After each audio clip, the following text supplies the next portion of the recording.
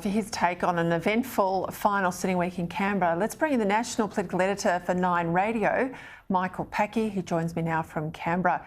Great to have you on the show tonight, Michael. You've got a great breadth of knowledge right across the parliament, and it's been a busy fortnight, a hectic, some would say terrible last sitting week. Let's get into some of the nuts and bolts of Anthony Albanese's announcement in the policy sense. I'll deal with that a bit later in the show with Matt Canavan, but I want to ask you about the politics of it all today.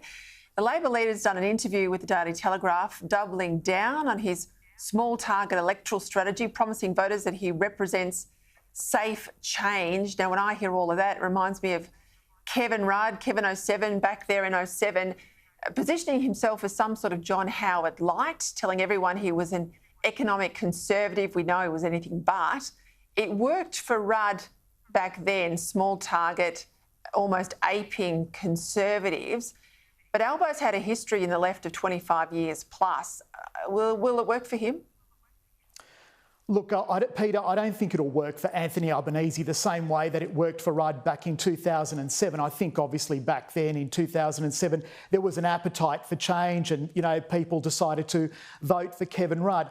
Overall, Anthony Albanese does appear to be, softening his image, and even today with that climate announcement, he's trying to talk about being collaborative, that when they put the policy together, that business was involved, the unions were involved, and other stakeholders were involved. And I think he's trying to talk about that by saying, that's how he's trying to say that he's a safe pair of hands, and also by talking about doing modelling and that they fully costed the policy so they don't fall into the same trap that they fell into in the lead up to the 2019 election when Bill Shorten was asked about the climate policy. He couldn't say how much it would cost the economy.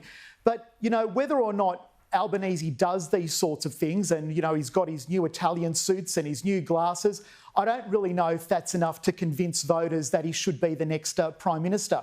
Anecdotally, Peter, one thing that I do hear, and I hear it quite often, people aren't in love with Scott Morrison. People don't like Scott Morrison necessarily, but people aren't sure about Anthony Albanese. And I think that that's the problem that Albanese faces, is that people still aren't sure whether he deserves the keys to the lodge. I think that people are looking for change. They clearly, I don't think, are happy with the coalition and the leadership of the coalition at the moment, but I don't know that they think that Albanese represents the change that they want or they need.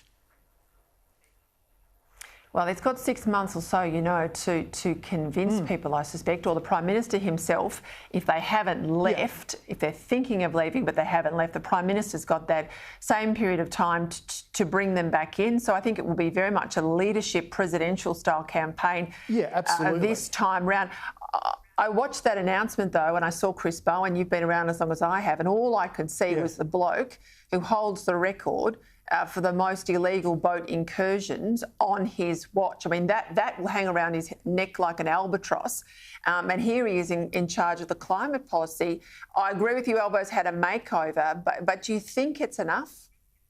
No, look, I don't. I don't think it's enough. I think that if Albanese does become the next Prime Minister, it'll be through a minority government, more than likely, and that some of the independents that are currently out there, they seem to have a bit more of a progressive stance on policy. They might be able to get enough of those independents over the line to back Albanese in as the new Prime Minister over Scott Morrison. I think that's probably the only chance that Albanese's really got, or realistically got, of becoming the PM. I do think that the next year's election is going to be a tight contest, and you hear that from both sides, from Liberals and from the Labor Party, that they do feel that it is going to be a very tight contest. And there are many people, even within Labor ranks, that don't feel that they are actually going to win the election outright, despite what the polling seems to suggest, that they do think that it is going to be a very tight poll. And what is going to be interesting, though, is that even in that article that we saw in the Daily Telegraph today,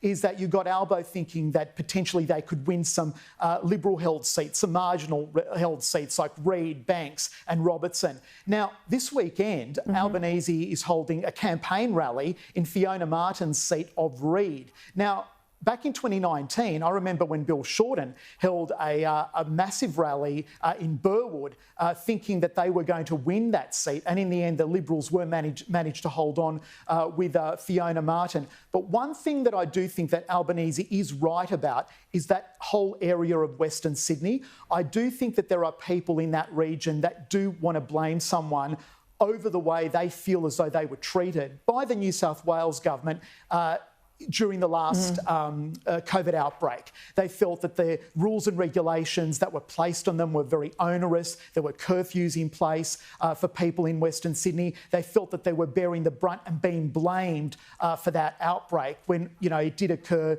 essentially in eastern parts of Sydney, in the eastern suburbs. So I'm just speaking to people around the western suburbs. Some of them will tell you that there is anger over the way that they felt they were treated by the New South Wales government, which is a coalition government, and they're looking to take that anger out on someone. Whether or not that means some marginal Liberal-held seats in Western Sydney could change hands remains to be seen, but I do think that Albo is right in what he does say, that there is general anger in that region over the way people felt that they were treated.